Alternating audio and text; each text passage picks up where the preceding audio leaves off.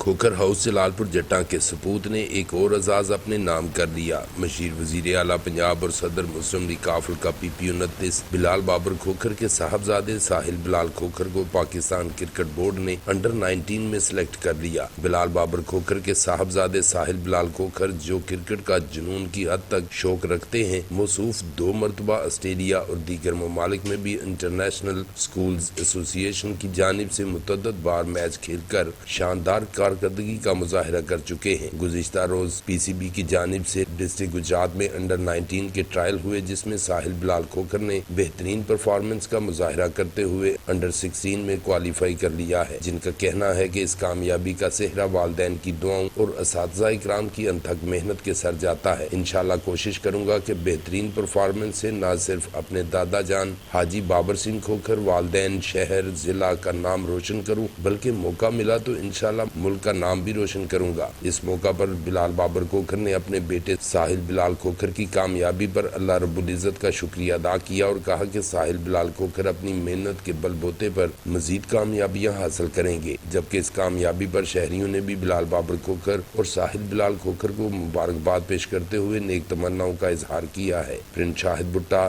BB1 news, Jalalpur जट्टा।